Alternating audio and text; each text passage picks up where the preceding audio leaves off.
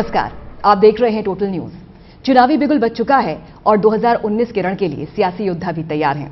हम भी तैयार हैं अपने खास कार्यक्रम चक्रव्यूह के साथ। और चक्रव्यूह में आज मेरे साथ मेरे दो सहयोगी ललित नारायण कांडपाल और पूजा राठौर शर्मा। और चक्रव्यूह में जिस शख्सियत को आज हम घेरेंगे वो हैं बीजेपी सांसद रमेश पितोड़ी जी। रमेश जी, बहुत बहुत स्वागत हमारे खास कार्यक्रम चक्रव्यूह में। बहुत बहुत धन्यवाद। आपने चक्रव्यूह में लेकिन घेरने के लिए बुलाया, और ये पॉलिटिशियन है जो आसानी से आ जाते हैं, देख लो। बहुत शुक्रिया, आभार आपका आने के लिए। करते हैं सवालों का सिलसिला शुरू और घेरते हैं चक्रव्यूह में आज रमेश पितोड़ी जी को।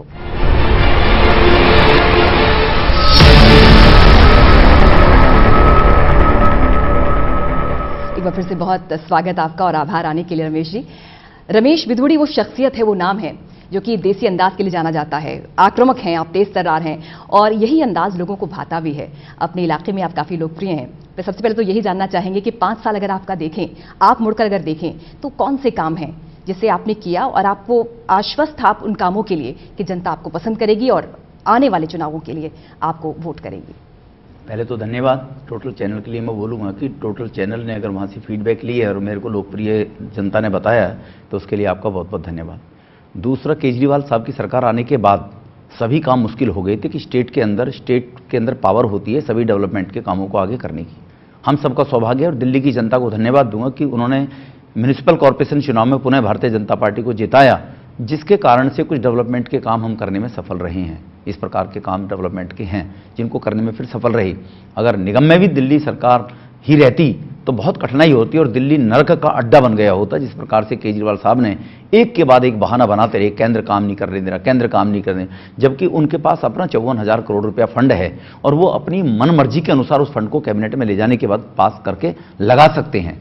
लेकिन वो अपने झगड़ों में लगे रहे।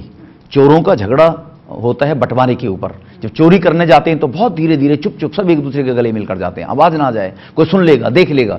लेकिन जब चोरी कर लेते हैं तो मैं तो अंदर था, पकड़ा तो मैं जाता, तू तो बाहर था, तू बाहर से भाग जाता, तो चोरों का झगड़ा तब होता। तो सत्ता प्राप्त करने के बाद चोरों का झगड़ा शुरू हो गया और 4 वर्ष तक वो झगड़े में लगे रहे। चलिए, इन आरोपों की तो बाद में बात करेंगे, लेकिन आपका जो इलाका है हाई प्रोफाइल इलाका है और चमचमाती इमारतें हैं, चाहे जेएनयू इंस्टीट्यूट की बात की जाए, आईटीआई की बात की जाए, एम्स जैसे बड़े चिकित्सा केंद्र हैं आपके इलाके में। लेकिन 2 सबसे बड़ी समस्या, एक गंदगी की और एक अतिक्रमण की।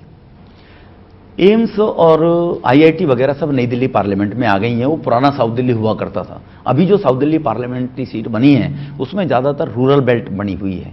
जवाहरलाल नेहरू यूनिवर्सिटी हमारे में है, वसंत कुंज हमारे में है, वसंत विहार भी हमारे यहाँ पास नहीं है, पालम एयरपोर्ट हमारे में है। ये साउथ दिल्ली पार्लियामेंट में पड़ता है जी। लेकिन साउथ दिल्ली के नाम से तो रिंग रोड से जितना भी वेस्ट में पोर्शन आता है, साउथ में आता है, उसको साउथ ही मानते हैं, तो इसलिए उसको साउथ कह रहे हैं आप। तो हमारा रूरल बेल्ट, गरीब तबका साउथ दिल्ली में ज़्यादा है और वहाँ कठिनाई बहुत ज़्यादा थी। पीने के पानी की कठिनाई बहुत ज़्यादा थी, वहाँ ट्रैफिक जैम की, ट्रैफिक की व्यवस्था वहाँ ठीक नहीं है। कठिनाई वो बहुत ज़्यादा एजुकेशन, बच्चों के पढ़ाई की कठिनाई बहुत ज़्यादा है, वहाँ को कॉलेज ही नहीं है। कठिनाई बहुत ज़्यादा है, वहाँ मेडिकल फैसिलिटीज़ ही नहीं है। एम्स और सफदरजंग आना पड़ेगा और साउथ दिल्ली से निकल कर आएंगे तो आधा पौना घंटा लगेगा अगर इमरजेंसी में जरूरत पड़े। तो इस प्रकार की अनेकों प्रकार की कठिनाइयों से भरा हुआ 15 साल कांग्रेस के शासन में रहते हुए और 4 साल केजरीवाल महाशय जी को होते हुए वहाँ कठिनाइयाँ बहुत रही हैं उन लोगों के लिए। नहीं भाई साहब, लेकिन एक सवाल तो ये है कि आपकी उपलब्धि क्या रही? हमारी उपलब्धि वो रही जो हिस्टोरिकल रही। आज तक मेरा ये चैलेंज है आपके चैनल के माध्यम से और चक्रव्यूह के माध्यम से कि जो डेवलपमेंट के काम पिछले 5 वर्ष में उस साउथ दिल्ली पार्लियामेंट के अंदर हुए हैं वो हिस्टोरिकल हैं। बताइए। 25 कम्युनिटी सेंटरों का निर्माण। गरीब आदमी शादी ब्याह बारात कहाँ करें? फार्म हाउस में 2 लाख से 4 लाख रुपए पैसे कहाँ से दें? 25 कम्युनिटी सेंटर हमने वहाँ पर बनाए हैं, 21 नए बनाए और 4 जो अंडर कंस्ट्रक्शन पहले थे उनको पूरा कराया हमने वहाँ पर।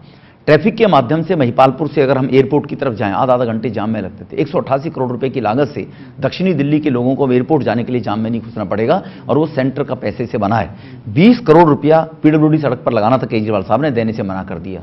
हरदीप पुरी यूडी मिनिस्टर का मैं धन्यवाद करूंगा, उन्होंने कहा यह हम सेंटर के ही पैसे से लेकर बनाएंगे, चिंता मत करो, प्रोजेक्ट को रोकेंगे नहीं। तीसरा, 7 वर्ष से पेंडिंग फ्लाईओवर था, अंडरब्रिज था जो रेलवे का सरिता विहार की तरफ निकलते हैं, 7 वर्ष से अंडर कंस्ट्रक्शन था। वेंकैया जी के यूडी मिनिस्टर बनने के बाद विदिन 6 मंथ हमने उसको तैयार कराया। रेलवे के माध्यम से फुटओवर ब्रिज बनना था बिजवासन के अंदर, हरकेश नगर के अंदर। 40 साल से इतने एक्सीडेंट होते थे, लोग कहते थे सब नेता आते हैं झूठ बोलकर चले जाते हैं। हमने एक ही साल में उसका शिलान्यास भी किया और अनावरण भी किया रेलवे के माध्यम से। लेकिन रमेश जी, आपने इतनी सारी उपलब्धियां अपनी बताई, लेकिन अभी तो 10% 10% भी नहीं है। हाँ, एमबी रोड और एमजी रोड जो आपके वहाँ के बड़े मशहूर इलाके हैं और जो कि जाम के लिए ज़्यादा जाने जाते हैं अपने हैवी ट्रैफिक के अलावा, और एम्स से लेकर महरौली तक का हाल सभी लोग जानते हैं, इसके लिए तो कुछ नहीं हुआ। ललित जी, मैं वही कहना चाहता हूँ, राज्य सरकार केजरीवाल साहब की दोनों सड़कें पीडब्ल्यूडी के अंडर आती हैं। 13 सितंबर 2016 को गडकरी साहब ने मीटिंग बुलाई और सत्येंद्र जैन केजरीवाल साहब को बुलाया, दोनों को। केजरीवाल साहब ने यह, सत्येंद्र जैन आया, उन्होंने कहा इस सड़क को मुझे दे दो, नेशनल 8 से नेशनल 2 मथुरा रोड को मैं जोड़ने के लिए एलिवेटेड सड़क बना दूंगा और हम पैसा लगा देंगे। सत्येंद्र जैन बोलता है, ऑन रिकॉर्ड है ये, उसने कहा हमारे पास पैसा बहुत है, हमारी सड़क है, हम खुद बनाएंगे उस पर जी। देने से मना कर दिया। 1 वर्ष का टाइम मांगा सत्येंद्र जैन जी ने। यूडी मिनिस्टर गडकरी साहब के नेशनल हाईवे मिनिस्टर के चैम्बर में मीटिंग हुई, लेफ्टिनेंट गवर्नर साहब से, हम सारे एमपी साथ थे, लेकिन ना तो बनाया और ना दिया। तो पीडब्ल्यूडी की सड़कें हैं जो केजरीवाल साहब कहते हैं, आप भी बाद में कहोगे कि वो तो कहता है कि केंद्र मुझे काम नहीं करने दे रहा पीडब्ल्यूडी के डिसीजन लेने में, हॉस्पिटल बनाने में, एडमिनिस्ट्रेशन की, दिल्ली एडमिनिस्ट्रेशन के स्कूल हायर सेकेंडरी उन तक कर लीजिए, जल बोर्ड के चेयरमैन खुद केजरीवाल साहब हैं। इसमें केंद्र सरकार का लेना देना ही नहीं है। लेकिन मैंने कहा वो अपने बंटवारे पर लड़ते रहे, एक के बाद एक उनके विधायक छोड़कर जाते रहे। कुमार विश्वास को निकालना है, प्रशांत भूषण ये को बताइए निकालना सर, है। अवैध निर्माण के लिए कौन जिम्मेदार? क्योंकि आपके इलाके में बेइंतहा अवैध निर्माण, उसके कारण तो हमने ये भी सुना है कि जो तुगलकाबाद किला है उसका वजूद भी काफी खतरे में है। और देखो, मैं इसी में एक सवाल थोड़ा सा आगे ऐड कर दूं कि अतिक्रमण की जिम्मेदारी अतिक्रमण की जिम्मेदारी एमसीडी की है, जिस पर आप हैं। I am sorry, unauthorized colony सब दिल्ली सरकार के अंतर्गत आती है। मीडिया के माध्यम से भी कुछ लोग हैं, उनको जानकारी नहीं और हम गुमराह करने का प्रयास करते हैं। लैंड की मालिक केंद्र सरकार केवल अर्बन लैंड की है जो डीडीए के अंडर आती है। एसडीएम, डीसी, जो रेवेन्यू रिकॉर्ड है उसका मालिक दिल्ली सरकार है, ना कि भारत सरकार है। पानी की भी समस्या यहाँ आपने उठाई, लेकिन आज भी पानी के लिए लोग परेशान हो रहे हैं। विपक्ष ये कहता है कि वहां पर कई ऐसे तालाब है, जोहड़ है, जिन्हें जोड़कर जलस्तर बढ़ाया जा सकता था, लेकिन पानी की समस्या के लिए आज भी वहां लोग रो रहे हैं। बहुत अच्छा सवाल किया आपने। मैंने ये बात पार्लियामेंट में भी उठाई है। जो रेवेन्यू के अंडर दिल्ली गवर्नमेंट के अंदर फ्लड इरिगेशन डिपार्टमेंट ने उनको मॉडिफाइड करना है, वो भी दिल्ली सरकार के अंतर्गत आते हैं। भारत सरकार के अंदर एमसीडी और डीडीए के अंदर 4 तालाब केवल आते थे, उनको ब्यूटिफाइड करके महिपालपुर जाकर देखना, किशनगढ़ जाकर देखना, आयनगर जाकर देखना, जौनापुर, वो एमसीडी के अंडर आते थे। तो हमने चारों के चारों सबके सबको रिवाइव करवा दिया है। लेकिन 25 तालाब ऐसे हैं जो revenue department, flood irrigation department ने काम करना है, दिल्ली सरकार का फंड लगना है। बार बार मीटिंग करने के बाद भी एमपी बनने के 1 महीने के अंदर चीफ सेक्रेटरी दिल्ली के साथ मैंने मीटिंग की। उस टाइम दिल्ली के अंदर प्रेसिडेंट रूल था, केजरीवाल भाग गया था रिजाइन करने के बाद, 51 दिन की सरकार, 49 दिन की सरकार के बाद। तो वो तालाबों की बात मैं तब से उठा रहा हूं, पार्लियामेंट में मैंने रेज किया है। ये तो हमने भी देखा मैंने, लेकिन वो उनकी जिम्मेवारी रिवाइव करने की, हाँ। वाटर बॉडी की, दिल्ली गवर्नमेंट की है। आप नेवसराय का तालाब जाकर देखिए, घिटोरनी का तालाब जाकर देखिए, क्योंकि वो आदर्श गांव के रूप में मैंने अडॉप्ट कर लिया। मैंने कहा मेरा 65 लाख रुपए मेरे रेवेन्यू, मेरे फंड से ले लो। गोपाल राय बोलते हैं हमारे पास बहुत पैसा है, हम खुद बनाएंगे। गोपाल राय की जो मीटिंग होती थी रूरल डेवलपमेंट बोर्ड की, उस मीटिंगों में मैं गया हूं। मैं ही दिल्ली में एक सांसद हूं, उनकी हर मीटिंग में गया, और गोपाल राय ने एक मीटिंग में बोला भी कि एक ही सांसद केवल आता है। लेकिन जब 6 मीटिंगों में जाने के बाद भी जीरो रिजल्ट की रेज अगर बीजेपी के एमपी ने कर दी है, तुम्हारे एमएलए को नॉलेज नहीं है, वो करते नहीं है, हम रेज करते हैं तो उनको आप करते हैं। अच्छा, वाटर बॉडीज के अलावा ऐतिहासिक धरोहर भी बहुत हैं आपके इलाके में, उनको संजोने के लिए, रखरखाव के लिए किस तरह की योजनाएं पिछले 5 साल में आपने बनाई? हमारे वहां आर्कोलॉजिकल सर्वे ऑफ इंडिया से कुतुब, पिथौरागढ़ और तुगलकाबाद 3 धरोहर हैं, तीनों की तीनों एज इट इज हैं। अटल जी की सरकार में उनको ब्यूटिफाइड किया गया। 10 साल मनमोहन जी की सरकार रही, मनमोहन जी की सरकार में एक पैसे का काम नहीं हुआ। जो पूरी ब्यूटिफिकेशन की लाइटें लगा वो भी खराब होगी। और अब कुतुब मीनार पर जाकर देखेंगे 10 दिन के बाद, या तुगलकाबाद के फोर्ट को आप पर देखेंगे तो आपको लगेगा लाल किले की मूर्ति नजर आ रही है। और जो ये प्रचार किया जाता है कि वहां पर एंक्रोचमेंट है फोर्ट के अंदर, वो पता नहीं कहां से बातें आती हैं। वो एज इट इज है फोर्ट, उसमें 1 इंच जमीन के अंदर एंक्रोचमेंट नहीं हुई है।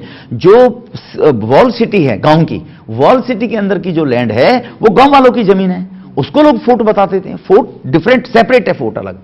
फोर्ट में महेश जी को मैं लेकर गया, जो हमारे मिनिस्टर थे आर्कोलॉजिकल सर्वे ऑफ इंडिया के, उनको ले जाने के बाद सर्वे कराया, उनको दिखाया है, उन्होंने देखा है, ऑफिसर सारे साथ गए हैं। और उसकी ब्यूटिफिकेशन के बाद अगर मैं आपसे रिक्वेस्ट करूंगा, 1 हफ्ता बाद, 10 दिन बाद, 15 दिन बाद आएंगे, मुझे अच्छा लगेगा। अच्छा, कुछ नए स्कूल कॉलेज का भी आपने वादा किया था। मैं वही पूछ रहा हूं कि ये जो आदर्श गांव का आपने जिक्र किया कि मैं मीटिंग में जा रहा था, आदर्श गांव को लेकर के पड़ताल हमने भी की, तो कई सारी चीजें इसमें निकलकर सामने आई।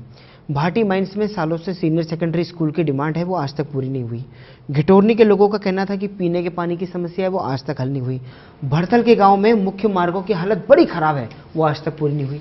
फिर आदर्श गांव में क्या बदला? देखो, भरतल गांव के मुख्य मार्ग पर अभी मेरे साथ गाड़ी में बैठकर चले तो आपको, आप गए होंगे आज से 1-1.5 महीने पहले, अभी मेरे साथ चले, मैं दिखाता हूँ, बहुत बढ़िया सड़क है। लालू ने कहा था हेमा मालिनी जैसे गालों की सड़क बनाऊंगा बिहार में, वो तो नहीं बना पाया, पर हमने वहाँ प्रियंका गांधी जैसे गालों की सड़कें बना दी हैं। भरतल में चल के दिखाऊंगा मैं आपको। रमेश जी माफी चाहूंगी, लेकिन आपको लगता है कि भाषा जो आजकल इस्तेमाल की जा रही है वो शोभनीय है, संसदीय भाषा है? मैं तो लालू की बात कह रहा हूँ, बड़ी बहू ने काढ़ी कार। अब लालू जैसे पॉलिटिशियंस लेकिन जिनको आपने कांग्रेस प्रियंका साथ गांधी लेकर का चल रही है, एग्जाम्पल उन्होंने एग्जाम्पल दिए थे। नहीं, मैंने कहा वो तो शायद नहीं कर पाए की काट के आप भी इसी भाषा में देंगे? नहीं, मैं भाषा में नहीं कह रहा हूं ना जी, मैं तो बता रहा हूं जो सड़कें बनी हैं।